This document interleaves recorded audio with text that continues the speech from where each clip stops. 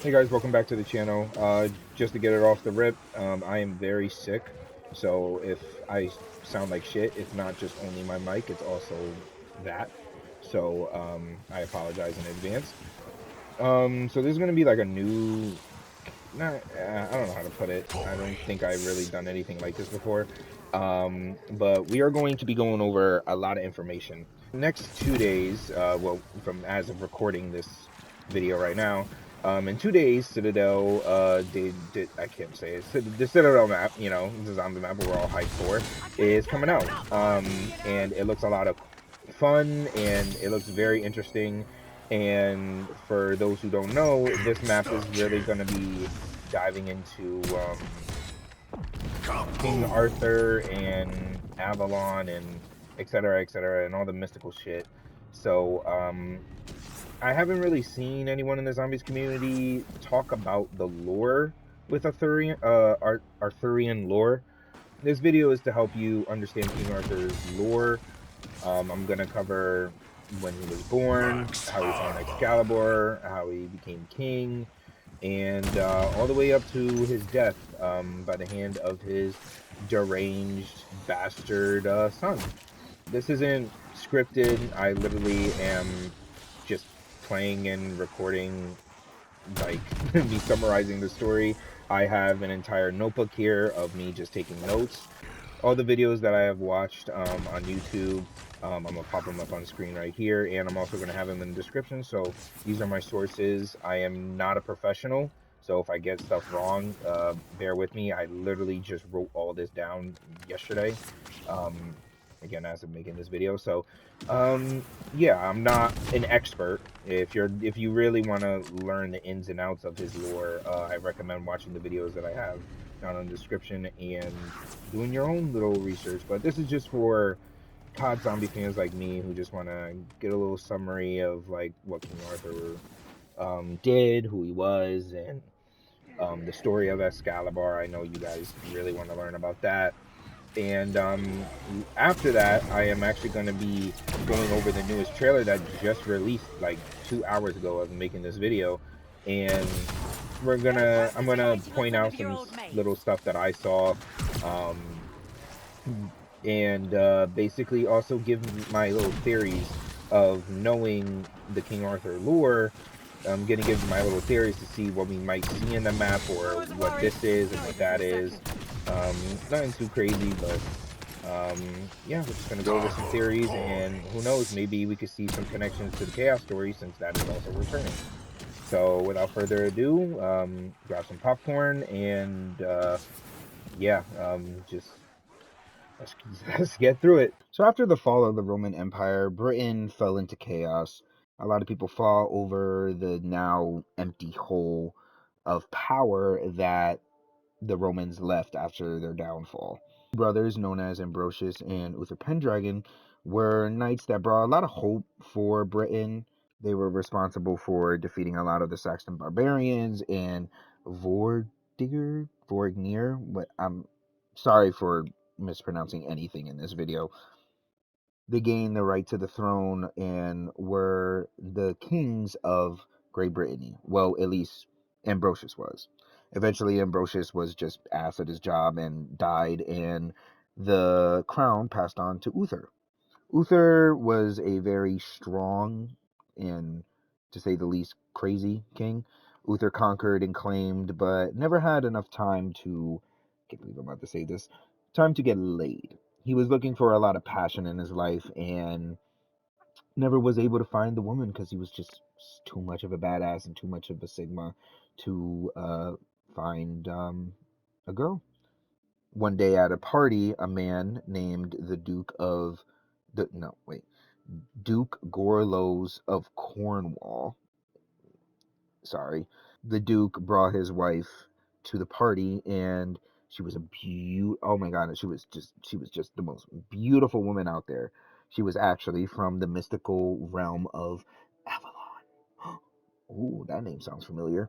Uther fell in love automatically, automatically, instantly.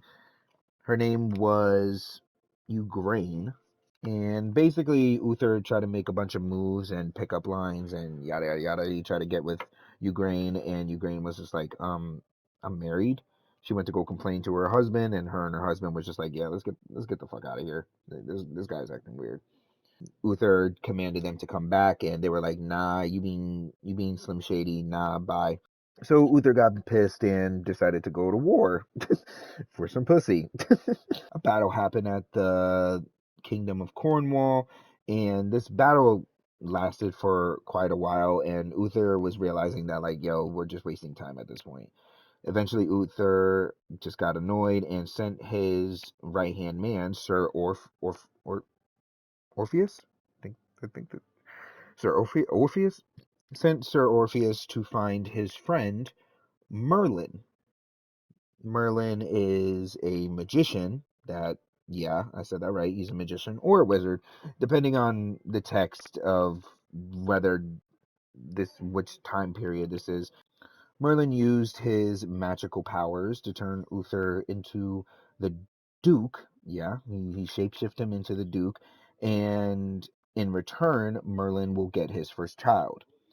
Crazy for some pussy. While the Duke left to attack Uther's retreating men, Uther snuck in and instantly went to go sleep with Ugraine. The next morning, Ugraine's daughter came in and Uther left, and the Duke was announced dead. Uther came back with peace and eventually married Ugraine, and Ugraine found out that she was pregnant. Once the child was born, the child was given to Merlin, and then Merlin, in his words, to secure the future of Great Britain, or Great Brittany, however the fuck they say it, they have to hide the boy, and basically they had this elaborate plan. I don't know. Merlin was just like, yo, let's you give me your kid. All right, I'm gonna put your kid here, and everything's gonna be good. So, let me go to the next page. Merlin handed the child to a knight to take care of the boy, and Merlin told Uther of a prophecy that a great king will bring all factions together and reunite Britain. Uther created Camelot to become the great city of Britain and began construction. Years passed. Uther eventually died in a battle against the Saxons. Basically, his own men betrayed him, and they didn't really like how he was friends with Merlin, because Merlin was fucking around with like pagan shit and like cults and yada yada yada, all that crazy shit. And the guys who were like not fucking with that were also Christians, so they were like, nah, that's different. So we're just gonna. They betrayed Uther and stabbed him and greatly wounded him. And while Uther was basically dying, he took his royal sword, the royal like kingdom family sword, like like his sword, and jammed it into a stone, and basically said, with his final words were like, yo, if you can pull this sword out, then you're gonna be the king of Britain. But if you can't, none of y'all are worthy, so fuck off. And Uther died. Years later, during a tournament, Sir Kay dueling a knight and basically broke his sword. So Sir Kay demanded his brother Arthur to go find a new one. Arthur searched and searched, but he seemed to have either forgotten or lost the spare sword for his brother. So while he was out looking for one, he found the sword that was in the stone. He easily, with no worries or hesitation, pulled it out and ran to give it to ran to give it to his brother. Everyone was like, "Yo, where the fuck did you get that? That's the royal sword. Did you just pull that out of the stone?" And Sir Kay was like, yeah, bro, that's me. I'm the king of Britain, yada, yada, yada. But this priest came around the corner and was just like, nah, you're jazzing, bro. Swear to God you did that shit. And Sir Kay was just like, all right, okay, you called me. It wasn't me. It was my brother, actually. And everyone's like, your brother? This dude, he's like 13, 14 years old, 15 years old. He's not even 16. His balls didn't even drop yet, or they're just about to drop. There's no way this little ass boy just took this sword out. So, to prove the point, Merlin was like, all right, put the sword back and let's one by one try to see who did it. One by one, everyone tried, they failed, and then Arthur stepped up and did it again and was like, yeah, I, I don't know why no one believed in me, but shit, I did it again, so I'm king. Fuck yeah. Arthur became king, and Merlin told Arthur about his father's dream about Camelot and reuniting all the nations and kingdoms of Britain. And Arthur thought that was shit, that's a great idea. Like, I want to bring peace. Fuck, I'm tired of shit. Arthur became friends with a lot of kingdoms. One specific man, the king of Benwick, joined his kingdom and became great allies. Ban also was about to have a son, and to just remember this part, his son will eventually be named Lancelot, which is a knight that comes up later in the story. Destroying a bunch of enemies like the Saxon and the invaders, Arthur's forces grew. He became more like a really started like people started to fuck with him. One day, Arthur, during his fight with a man known as the Black Knight, who is the fallen king, Arthur lost the fight and lost his royal sword. The sword was broken during the fight, and Arthur was greatly wounded. Arthur managed to get out of there because his leg was still tied to the horse, and the horse was just like, nah, let's get the fuck out of here. They basically took off. Arthur woke up to see a beautiful woman known as Guinevere who was healing him. Merlin and Arthur were traveling, and basically during these travels, Arthur was just like, yo, I miss my sword, bro. Like, oh my god, bro, how could I lose that fight? Basically beating himself up. And Merlin was just like, all right, bro, I listen, I got you, bro. I got you. Fuck that sword. I got you. I got you with a better one. Merlin took him to this like this lake that was just full of mist, and you really couldn't see anything. But Merlin sang a little like chant and basically moved all the mist. And in the middle of the lake, there was a hand sticking out, and the hand was holding a sheath with a sword. This woman, known as Faye, who is also a fairy, yeah, basically approached and told Arthur that, like, basically how to get the sword. And the way he had to go get the sword is to travel to the lake and just simply grab it. But if he was not worthy, the woman that is holding the sword, who is known as the Lady of the Lake, will grab him and bring him to the bottom of the lake to drown him and kill him, obviously. Arthur, really wanting to get the sword, traveled onto a boat to the hand, and while he was about to grab the sword, the Lady of the Lake grabbed him and pulled him into the water. The woman told him to make sure that while wielding the sword, to become a worthy person to wield, like a worthy wielder. Just don't be a fuckhead with the sword. Basically, like, yo, and basically trusted him with the sword. So Arthur managed to get back on the boat, and the sword, now in his hand, was now his. And this sword was known as Excalibur. Oh my god, really? It's not the sword in the stone? No, no. The Excalibur is the sword from the lake. It wasn't the sword in the stone. That actually has a different name. I don't know what it is. I don't know. Go watch the videos in the description. Yeah. Excalibur was a blessed sword that had magical abilities, and even the sheath, which is like the holster for the sword, had a very powerful ability too. The sword itself, basically was just so powerful that the person wielding it would just be fucking just amazing with it. And the sword was indestructible, and would never be broken.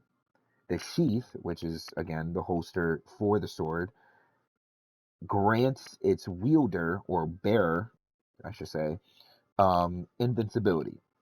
Years passed, and basically Arthur married Guinevere and managed to get a lot of other things done. He finished the city of Camelot, and that's when he married Guinevere at the city's opening.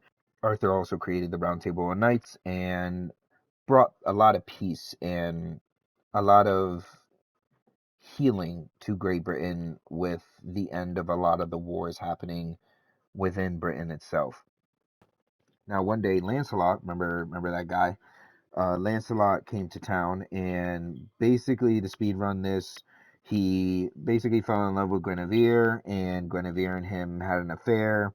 Arthur got pissed, war, blah blah blah, battle, and basically during a battle with Lancelot's child that he had with Guinevere, Arthur was greatly injured.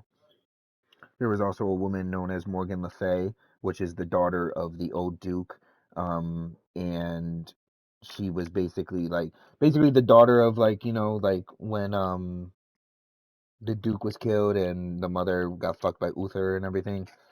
Basically, yeah, her, yeah, that one. The daughter of the old Duke, hated Arthur simply because his father was the reason why the Duke, her father, died, and basically she was also a fairy too. She went to the mystical world of Avalon, or the mystical realm of Avalon, or wherever the fuck this place is that no one has seen, and basically set out to completely destroy Arthur and his like entire like story. She's the one who set up Lancelot to go fuck around with Guinevere. She's the one who actually tricked Arthur in giving him a replica of Excalibur, and Excalibur was given to Lancelot's son, and Lancelot's son basically like tried to dethrone Arthur, and also the sheath that grants you immortality, she basically got rid of it, and it was never, no one knows where it is. So yeah, Arthur was fucked over by a lot of fucking people thanks to his father. But basically, Arthur went to go fight back for his kingdom against Lancelot's son, and Lancelot's son, I don't know his name. Let's just call him let's just name him Dave. So basically, Dave basically tried to take Arthur's throne. Arthur came back to his kingdom to basically fight Dave, and Dave greatly injured him with Excalibur, but Arthur managed to kill Dave within basically the same, like, as he was getting stabbed. Dave was killed, and Arthur was basically on the verge of death. Arthur commanded his right hand man, Guinevere, to bring the sword Excalibur back to the lake and toss it in there so no one could use it, or yeah, just to return it, because he didn't like, he was just like, yo, just throw it in there so I don't have, no one else has to deal with this shit. So Mordred was the one who killed Alex. Yeah, all right. Anyway, fuck, bro. I'm losing my train of thought. You can tell this shit isn't fucking scripted. I'm literally reading off of my fucking little diary notebook. Benevere tossed the sword into the lake.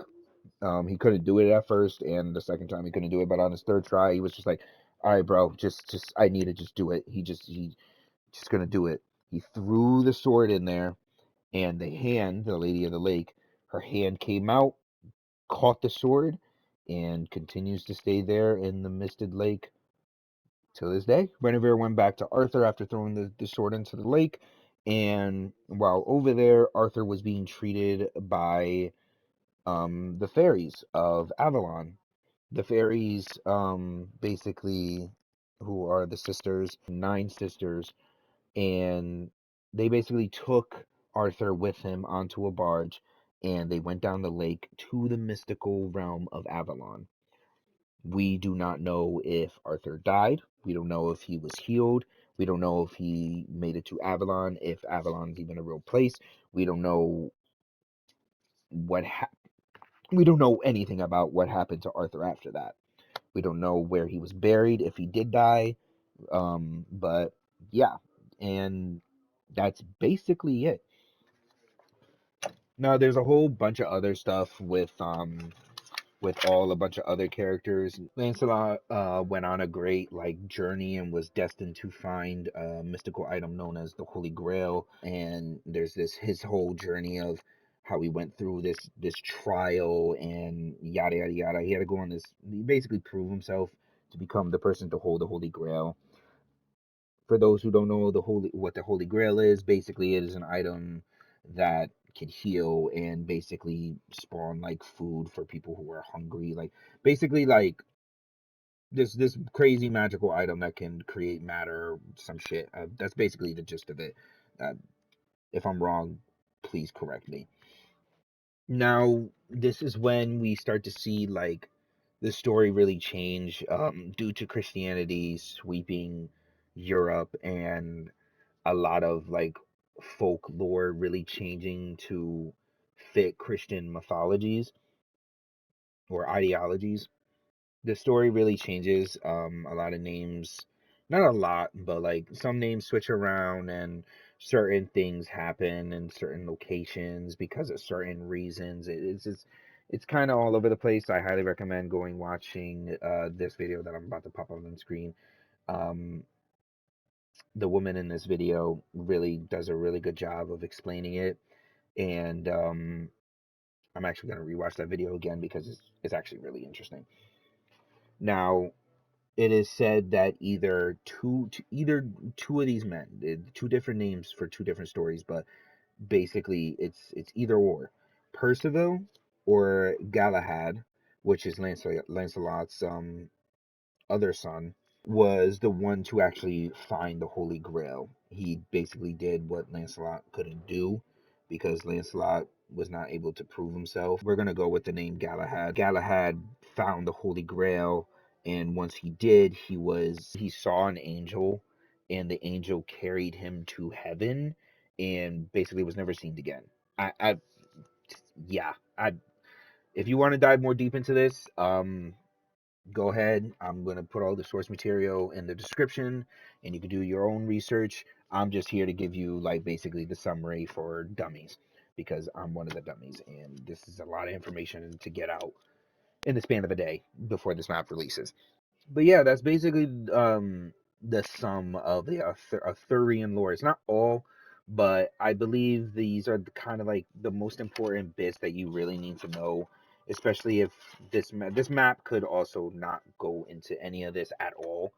We really do not know. We just know it takes place in Avalon, and Avalon is a mystical realm with fairies and shit. So and it's also related to King Arthur's story. So we this could go somewhere, it could go nowhere. I really hope they really dive into the lore of Arthurian lore because one, it's different, it's something new that we haven't seen. Unlike everyone trying to be fucking Japanese mythology and Greek mythology and Norse mythology and everything, this fucking dog, I'm gonna kick him out the window. But now we are going to actually go over the trailer. I was gonna dive into theories next, but since the trailer released, I want to go over the trailer and point out some certain things, and then we'll talk about some theories and see if the trailer confirms any of the theories or yeah. So right here you can actually see, we're just gonna quickly run through this, like like we're just gonna quickly run and point out all this stuff that I have written down right here. So as you can see under the torch, you can see a symbol. It kind of looks like an eye for one or the first, and looks like a ruin. Maybe we can interact with it, or maybe it's just a decoration. Now there's another graffiti right here on the wall to the right, but the one that mostly I think anyone can see is the BO4 spray of the little girl. It's not confirmed, but it's pretty much alluded to that this little girl is Sam. We've seen it in Forsaken and we've seen it in Die Machina, and whether they interpreted that to be Sam or not, or maybe it's a totally different character. Who knows? Maybe it could be one of the fairies. Maybe it's the Lady of the Lake. Who the fuck knows? Because the Lady of the Lake has glowing eyes and Sam has glowing eyes. I don't know. Who the fuck knows? We really do not know. We can't confirm anything because at any point Treyarch could just switch up on us or give us something new. Now that Chaos is in the book, we really can dive more into this mystical shit. You can also see in the middle of the room, up the stairs, you can see a dragon statue, which as soon as I see a dragon, I instantly think of King Uther, since his last name is Pendragon. So I know. the writing on the wall is very interesting because it whispers in my dream who is writing this on the wall, who is what is whispering in them in their dream. Who knows? Is it Arthur that is writing this on the wall? Is it, I don't know if you really want to reach that far. Is it Scarlet? Scarlet got knocked out at the end of Chaos. Is she still in the dream? I don't know. Maybe she's dead. Chaos took place in 1912, 1914, around there, in the early 1900s, before the 1920s. So we do not know where the Chaos Crew is at all. Who you are and why you are here.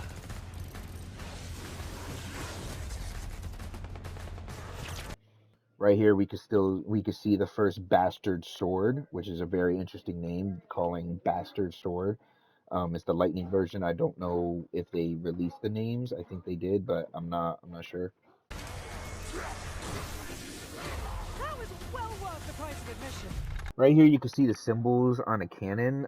They're all the same around, but I have no idea what they are. But I just wanted to point them out.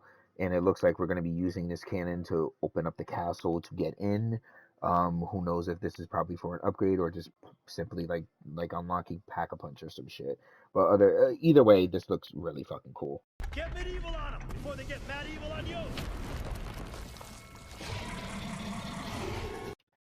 Yeah, I don't know what the fuck that is, but this map is very close quarters and it's pretty fucking dark. So if you think an amalgamation come around the corner out of nowhere is fucking terrifying. Imagine seeing this shit sprinting around the corner and just screaming in your fucking no.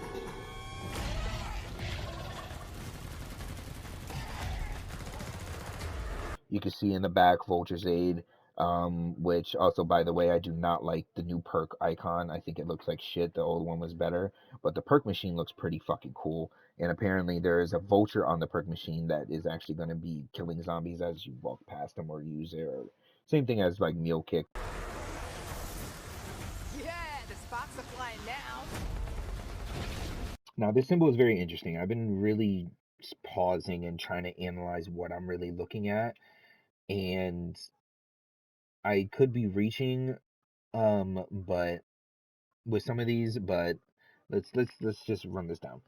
So obviously you can see an eye in the middle. Whose eye is that? We do not fucking know. Or maybe it's not even an eye at all. It's just maybe it's just a cool design.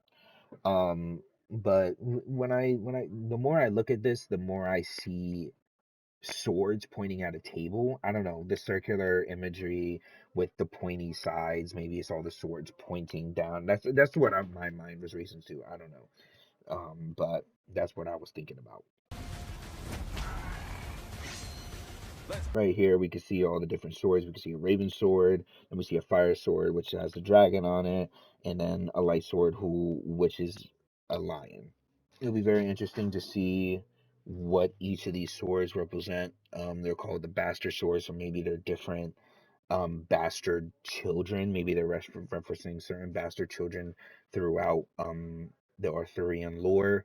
Maybe one of them could be meaning Arthur. I'm thinking that the lion sword may be like the light sword. Maybe that has the more significance or connection towards King Arthur. I think the fire sword may be connected to his father, Uther, because dragon should Uther did you know the Raven Sword may be connected to either Mordred or even one of the fairies, maybe the Lady of the Lake, who the fuck knows, and the Lightning Sword could resemble maybe Merlin. I don't know, but I think these swords are connected to different characters from the Arthurian myth. So I'm really excited to see how that goes. That's basically everything that I saw from the trailer. I still don't know what the fuck this statue is. I tried as much as I can to pause and really analyze, see if I could find anything, but I really couldn't find anything at all.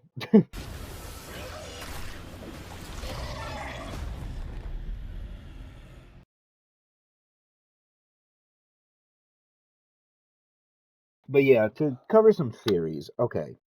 Let's start with the Holy Grail. I really think the Holy Grail, we might either find it or might be leaded to it. So as we know, the Sentinel artifacts are basically trials to see if you are worthy. That's the whole point of the chaos story, if you do not know.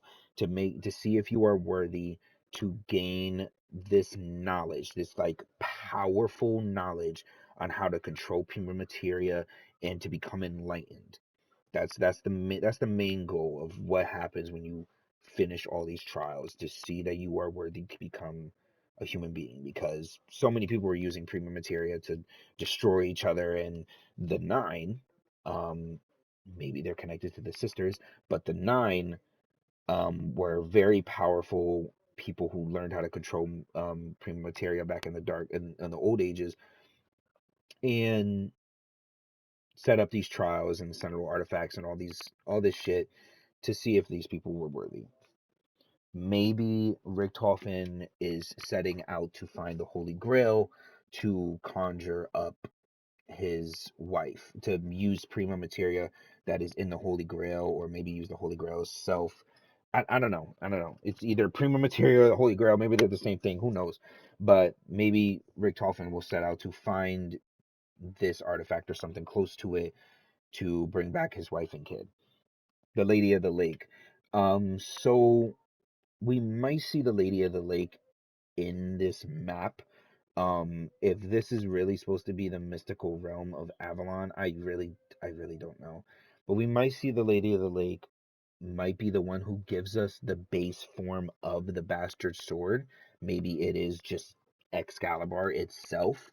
Who knows? Maybe Excalibur is a whole different quest. Maybe one of the bastard swords is called Excalibur when we upgrade it. We don't know, but we might see her. The fairies we might most definitely see, because this map is really Kevin Drew confirmed it, that this map is going to be diving really deep into the magical part of zombies. Thank God we're getting away from fucking facilities. I'm tired of seeing them shits. We're gonna get away from excuse me. We're gonna get away from the scientific part of zombies and really dive into the mystical realm of chaos and the Vanguard zombie storyline, because Vanguard was ass, but the story in there is kind of interesting. It's just done very badly, like, but behind everything, in the intel or whatever, is actually really good. Merlin. I actually have a big theory. I think Merlin might guide us through the Easter egg, or maybe even be the man that's talking to us in the trailer. The man that might be talking to us in the trailer really also sounds like the voice actor. Maybe it is the same person, but I think it's just it's the same voice actor, or maybe the same accent as the man that plays the lost soul in Outbreak. But I think Merlin might be someone who is guiding us through this Easter egg, if we are going to find King Arthur and free him. Or maybe we're on the quest for the Holy Grail. We do not know. I think we're going to see Merlin in here. If we don't, I'll be actually I'll be kind of like sad about that. So I actually just got the four names of the four swords, and it's actually pretty interesting. So the first one we're going to go over is the fire one, which has the dragon on it. That sword is called Caliburn, and it is actually the sword that is placed in the stone. I actually forgot to mention this earlier, but the sword that was in the stone is not Excalibur. Excalibur was the sword that was pulled out of the lake by Arthur. The sword that was in the stone, which is the royal sword of Uther, was known as Caliburn.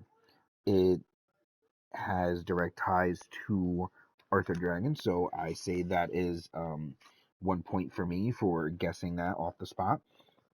The other ones I was completely wrong about, though. Durandale. This sword was trusted by a fierce paladin who was very legendary and was an officer of Charlemagne. This sword was blessed and had magical properties of magic air and was carved out of stone. The next sword is Balamung, the Raven Sword, which is also known as the Void Sword. This sword is actually taken from Norse mythology and was used by Sigurd to kill the great dragon Fafnir. The lion sword that has light abilities, and this sword is called Solasis. I don't know. This sword is taken from Irish and Druid folklore and is known as the Sword of Light. I tried my best to research what the sword actually did, and from the gist of it, from what I'm seeing, from my little bit of research I did in these past like 10 minutes, um, this is basically just an Irish version of Excalibur.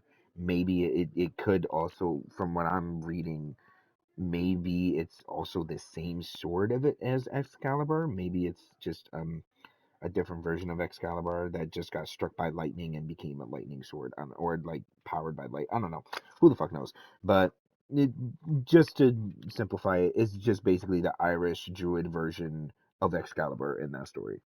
I'm really excited for this map. Hopefully, I'm gonna edit this video today before the night ends. It is currently 9 o'clock at night, and I want to play the game. But I also want to get this video out before tomorrow, which is the 4th, because that gives this video a day for everyone to watch.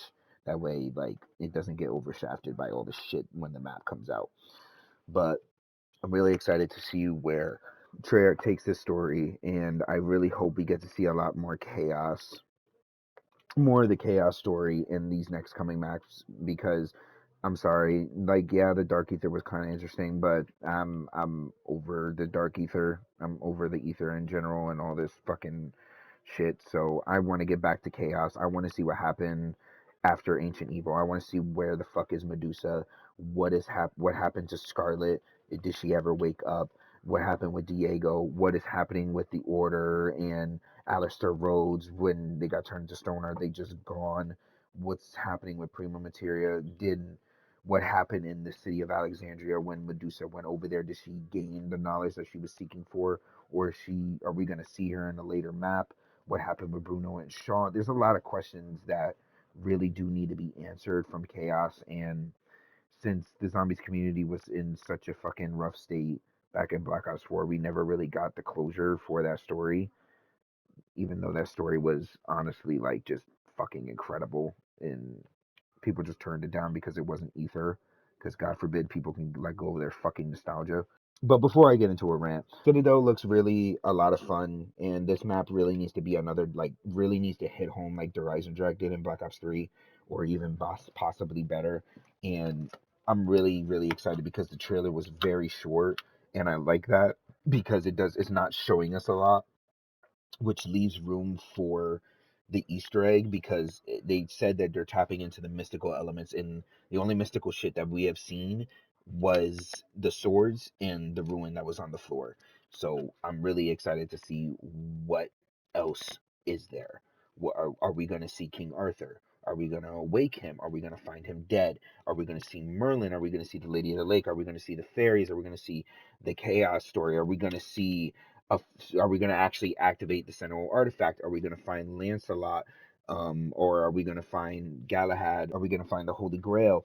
The Sheath? There's a lot of things. That this map has a lot of potential, and I'm not, like, I'm trying to make sure I don't keep my hopes up, because, you know, I could say all this and then Treyarch could not dive into any of this lore, but they have a lot of potential, and I'm really excited to see.